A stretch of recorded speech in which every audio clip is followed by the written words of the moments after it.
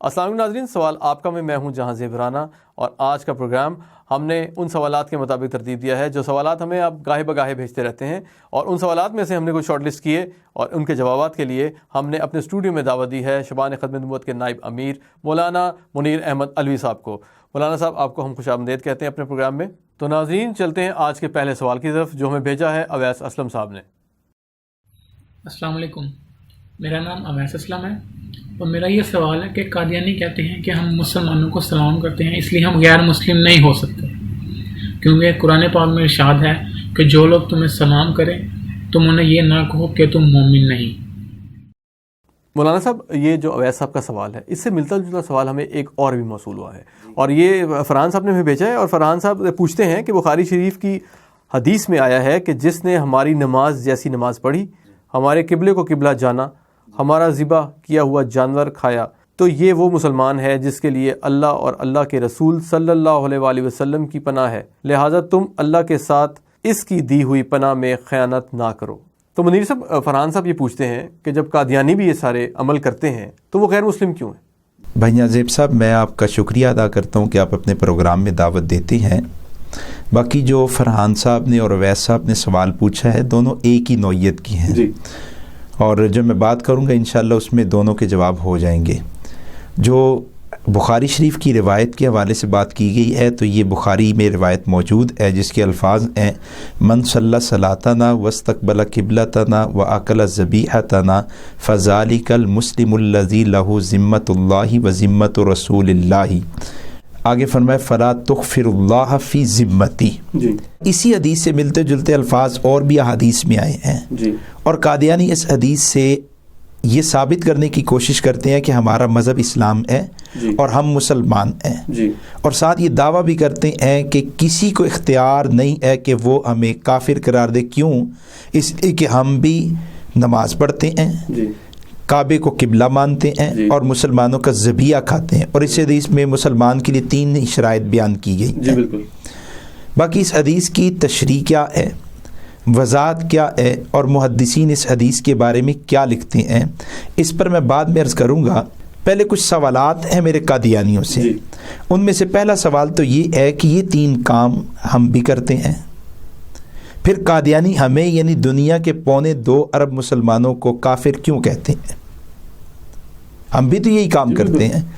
اور دوسرا سوال میرا قادیانیوں سے یہ ہے کہ اگر ایک شخص یہی 3 کام کرتا ہو، یعنی نماز بھی پڑھتا ہو، مسلمانوں والا قبلہ بھی مانتا ہو اور مسلمانوں کا ذبیحہ بھی کھاتا ہو، جی، لیکن وہ اللہ کی توحید کا منکر اور توحید کو نہ مانتا ہو، نبی علیہ السلام کی رسالت کو نہ مانتا ہو، قیامت کو نہ مانتا ہو، تو کیا قادیانی اسے مسلمان کہیں گے کہ جی 3 کام کرتا ہے تو اسے مسلمان سمجھا جائے؟ اور تیسرا سوال قادیانیوں سے یہ ہے کہ حضرت ابوبکر صدیق رضی اللہ تعالیٰ کی دور خلافت میں منکرین زکوٰۃ کے نام سے ایک گروہ اٹھا تھا۔ اچھا، صدیق اکبر نے ان کے خلاف جہاد کا اعلان کیا، ان کو مرتد قرار دیا، اسلام سے خارج قرار دیا، حالانکہ وہ لوگ بھی نماز پڑھتے تھے، یہ تینوں کام کرتے تھے۔ پھر صدیق اکبر نے ان کو کافر قرار دیا، کیوں؟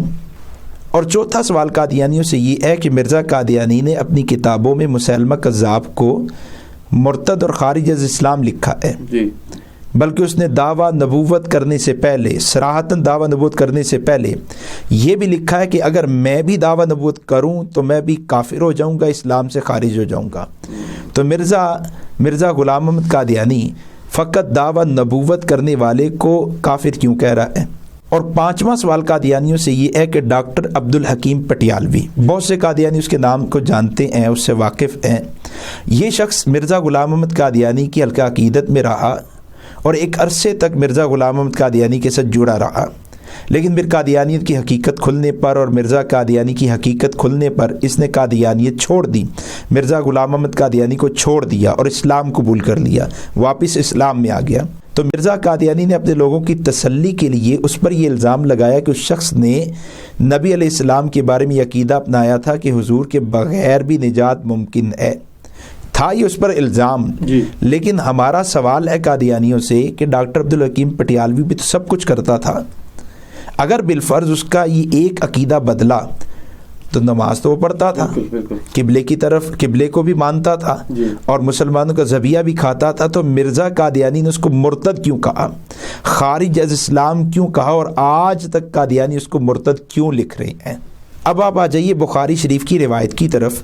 میرے ان سوالات سے ایک بات تو واضح ہو گئی کہ بخاری شریف کی اس روایت میں مسلمان کی کوئی قانونی، کوئی جامع معنی تعریف بیان نہیں کی گئی، بلکہ مسلمانوں کی کچھ معاشرتی علامتیں اور نشانیاں بیان کی گئی ہیں کہ جس کے ذریعے سے مسلم معاشرہ اور مسلم افراد دوسرے افراد سے اور دوسرے معاشروں سے کچھ ممتاز ہو جائیں. اور اس کا مقصد یہ ہے کہ اگر یہ علامتیں کسی شخص میں پائی جائیں تو تم خام خواہ اس پر بہتان نہ لگاؤ، خام خواہ اس کے بارے میں بدگمانی نہ کرو. ہاں، اس کا یہ قطعاً مطلب نہیں ہے کہ یہ 3 باتیں کسی میں ہیں لیکن وہ کفری عقائد رکھتا ہے، وہ ان عقائد کو چھاپتا ہے، وہ ان عقائد کا پرچار کرتا ہے، لوگوں کو اس کی دعوت دیتا ہے، تو تم اس کو ان باتوں کی وجہ سے مسلمان سمجھو، یہ مطلب نہیں. میں اس پر آپ کو چند مثالیں عرض کرتا ہوں کہ ایک شخص آپ کو آ کے کہتا ہے السلام علیکم، آپ اسے مسلمان سمجھیں گے اور مسلمان سمجھتے وعلیکم السلام کہیں گے. پھر جب آپ اس سے تعارف لیتے ہیں اور پوچھتے ہیں کہ آپ کا نام، وہ کہتے ہیں جاوید مسیح، تو اب آپ سمجھیں گے یہ مسلمان نہیں ہے. کیوں؟ پہلے اسلام کی نشانی پائی جا رہی تھی اس لیے آپ سمجھے مسلمان، لیکن جیسے کفر کی نشانی آئی، نام پتہ چلا، تو آپ نے کہا یہ تو عیسائی ہے. اب آپ اسے سلام کی وجہ سے مسلمان نہیں سمجھیں گے. اسی طرح ایک آدمی کو آپ نے دیکھا وہ نماز پڑھ رہا ہے اور قبلے کی طرف رخ کر کے نماز پڑھ رہا ہے، ہمارے طریقے پر نماز پڑھ رہا ہے، تو ظاہر ہے آپ اسے بھی مسلمان سمجھیں گے. لیکن بعد میں جب آپ اس کے ساتھ بیٹھے تو اس نے کہا جی کہ میں اللہ کو وحدہ لا شریک نہیں مانتا، یا اس نے کہا جی میں فلاں نبی کی نبوت کو نہیں مانتا، یا اس نے کسی اور اسلامی عقیدے کا انکار کیا، تو جس شخص کو پہلے آپ مسلمان سمجھ رہے تھے ایک علامت اور نشانی کی وجہ سے، اب آپ اسی شخص کو کافر کہیں گے. کیوں؟ اب کفر کی نشانی سامنے آ چکی ہے، اس کا کفری عقیدہ سامنے آ چکا ہے. اسی طرح آپ ایک بستی میں جاتے ہیں اور آپ وہاں اذان سنتے ہیں تو آپ فوراً کہیں گے یہ بستی مسلمانوں کی ہے، چونکہ اذان اسلام کی نشانی ہے، مسلمانی کی نشانی ہے. لیکن جب آپ کا ان سے مذاکرہ ہوا، بات چیت ہوئی، تو آپ کو پتہ چلا کہ یہ لوگ تو امام الانبیاء صلی اللہ علیہ وسلم کے بعد کسی اور نئے نبی کے آنے کے بھی قائل ہیں، یا فلاں کو حضور کے بعد فلاں کو نبی مانتے ہیں. تو اب آپ فوراً سمجھ جائیں گے یہ مسلمان نہیں ہے. کیوں؟ اس لیے کہ ان کی کفر کی نشانی، کفر کی علامت آپ کے سامنے آ گئی ہے.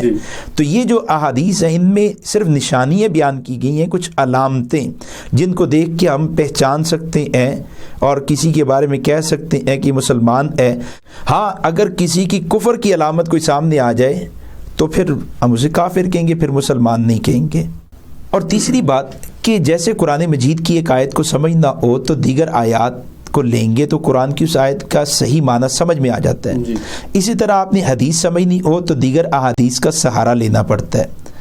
اگر آپ دیگر احادیث کو اس کے ساتھ ملائیں گے اور وہ احادیث جو ان جیسے الفاظ اور مفہوم پر مشتمل ہوں تو آپ کے سامنے معاملہ کھل کے آ جائے گا. چنانچہ یہ بخاری شریف کی روایت جو قادیانی پڑھتے ہیں، اسی روایت کے نیچے کچھ اور روایات بھی ہیں. میں ایک روایت آپ کے سامنے پڑھتا ہوں. رسول دو عالم صلی اللہ علیہ وسلم نے فرمایا امرت ان اقاتل الناس حتی یقولوا لا الہ الا اللہ فاذا قالوها وصلوا صلاتنا واستقبلوا قبلتنا واكلوا ذبیحتنا فقد حرمت علینا دماؤهم واموالهم الا بحقها وحسابهم علی اللہ. تو اس حدیث میں دیکھیں الا بحقها کہ ان کے مال، ان کی جانیں، ان کے اموال محفوظ ہو گئے اسلام کی وجہ سے. الا بحقها، لیکن اگر انہوں نے کوئی ایسا کام کیا جس پر شریعت میں سزا ہو تو پھر وہ اموال اور ان کی جانیں محفوظ نہیں رہیں گی. ان پر قانون نافذ ہوگا، قانون لگے گا، سزا ملے گی. اسی طرح الا بحقها، یہ ساری باتیں اس میں پائی جا رہی ہیں، لیکن اگر اس نے اسلام کے کسی حکم عقیدے کا انکار کر دیا تو پھر ان میں سے کسی بات کا اعتبار نہیں ہوگا. اس طرح ایک روایت ہے، اس کے آخر میں فرمایا الا ان تروا کفرا بواعا، کہ مسلمان تو ہے، تمہیں امیر کی اطاعت بھی کرنی ہے، لیکن اگر تم اس سے کفر بوا، ایک واضح کفر دیکھ لو تو پھر اطاعت واجب نہیں ہے، پھر اس کی اطاعت نہیں ہوگی. تو اس مضمون کی بخاری شریف میں ہی کئی روایات اور بھی موجود ہیں جن سے یہ بات ثابت ہوتی ہے اور سامنے آتی ہے کہ صرف یہ 3 کام کرنے والا مسلمان نہیں ہے، مسلمان ہونے کے لیے ضروری ہے سارے اسلام کو ماننا۔ کسی ایک بھی عقیدے کا حکم کا انکار کیا تو اسلام نہیں ہے، پھر بندہ مسلمان نہیں رہتا۔ قرآن مجید کی آیات سے یہی بات ثابت ہوتی ہے۔ آپ سورہ نساء دیکھیے، اللہ رب العزت فرماتے ہیں فَلَا وَرَبِّكَ لَا يُؤْمِنُونَ حَتَّى يُحَكِّمُوكَ فِيمَا شَجَرَ بَيْنَهُمْ۔ اے نبی جی یہ اس وقت تک مومن نہیں ہو سکتے جب تک کہ یہ آپ کو حکم نہ مان لیں، اپنے کل معاملات میں آپ کو ثالث مان لے، حکم مان لے، جو فیصلہ حضور کی دربار سے آ جائے اسی کو مانیں۔ اسی طرح آپ سورہ احزاب کو دیکھ لیجئے، اللہ رب العزت فرماتے ہیں وَمَا كَانَ لِمُؤْمِنٍ وَلَا مُؤْمِنَةٍ إِذَا قَضَى اللَّهُ وَرَسُولُهُ أَمْرًا أَن يَكُونَ لَهُمُ الْخِيَرَةُ مِنْ أَمْرِهِمْ، کہ کسی مومن مرد کے لیے، مومن عورت کے لیے حضور کے حکم آنے کے بعد کوئی اختیار نہیں بچتا۔ ان آیات کے ساتھ ایک اور روایت ہے، مسلم شریف میں بھی ہے، اور اس روایت میں مسلمان کی تعریف بیان کی گئی ہے۔ نبی علیہ السلام نے فرمایا امرت ان اقاتل الناس حتی یشہدوا ان لا الہ الا اللہ ویؤمنوا بی وبما جئت، کہ مجھے اللہ نے حکم دیا ہے کہ میں قتال کروں، کب تک کہ جب تک کہ کوئی آدمی لا الہ الا اللہ کی گواہی نہ دے دے، مجھ پر ایمان نہ لے آئے، اور اسی طرح جو عقائد، جو احکامات میں لایا ان سب کو نہ مان لے۔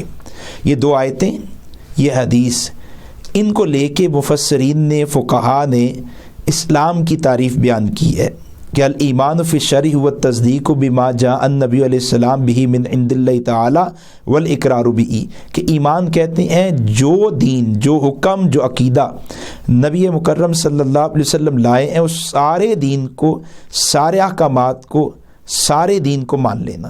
جو مانے وہ مسلمان ہے، جو ان میں سے کسی ایک کا بھی انکار کرے وہ مسلمان نہیں ہے۔ قادیانیوں کا یہ کہنا 3 کو ماننے والا مسلمان، یہ تو معمولی عقل سمجھ رکھنے والا بھی بندہ کہے گا نہیں کہ یہ 3 باتیں اسلام میں ہیں، اسلام ان 3 باتوں میں نہیں ہے۔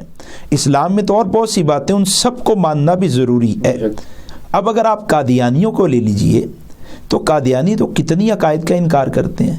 اگر آپ تھوڑی سی توجہ کریں نا کہ قادیانی اس روایت کیوں لیتے ہیں، ہم نہیں لیتے اس روایت کو اپنے اسلام کو ثابت کرنے کے لیے۔ کیوں؟ اس لیے کہ اسلام ان 3 چیزوں میں منحصر ہے ہی نہیں۔ اسلام تو بہت سے عقائد، بہت سے احکامات کا مجموعہ ہے۔ چونکہ قادیانی بہت سے عقائد کا انکار کرتے ہیں، اس وجہ سے وہ اس طرح کی روایات سے جن کا مقصد ہی کچھ اور ہوتا ہے ان سے سہارا لینے کی کوشش کرتے ہیں، گمراہ کرنے کی کوشش کرتے ہیں۔ اور یہ 2-4 کو ماننا، یہ کچھ کو ماننا، کچھ کا انکار کر دینا، یہ یہودیانہ خصلت ہے۔ قرآن مجید نے اس کی مذمت بیان کیا فَتُؤْمِنُونَ بِبَعْضِ الْكِتَابِ وَتَكْفُرُونَ بِبَعْضٍ، کیا تم بعض کو مانو گے، بعض کا انکار کرو گے؟ کل کو ماننا۔ ہاں مسلمان اور اہل ایمان کو کیا کہا؟ یا ایھا الذین آمنوا ادخلوا فی السلم کافہ، کہ ایمان والو اسلام میں پورے کے پورے داخل ہو جب پورے کے پورے اسلام کو مان لو۔ مرزائیوں کو جو کافر کہا گیا ہے وہ اس وجہ سے کہ ان کے عقائد بہت سے کفریہ ہیں، ان کے کفریہ عقائد کی وجہ سے کافر کہا گیا ہے۔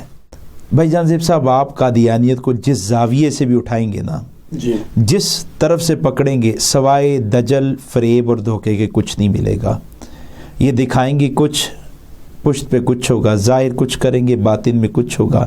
ہمارے سادہ لو مسلمانوں کے سامنے سوالات آتے ہیں، چونکہ ان کو تفصیلات کا علم نہیں ہوتا، اس لیے ان کو پریشانی لاحق ہوتی ہے۔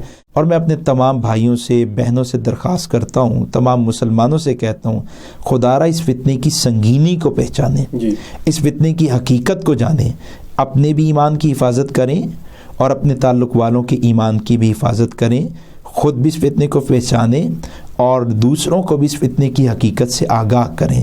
اللہ رب العزت آپ کی ان کاوشوں کو قبول فرمائے اور ہم سب کو نبی علیہ السلام کی ناموس حرمت کے تحفظ کے لیے، مسلمانوں کی ایمان کے تحفظ کے لیے شرف قبولیت عطا فرمائے۔ آمین۔ منیر صاحب، آپ کا بہت بہت شکریہ۔ آپ نے مسئلہ اسلام اور کفر کے حوالے سے جتنی اچھی آگاہی دی ہے، یقیناً ہمارے ناظرین کے لیے بھی بڑی مفید ثابت ہوگی۔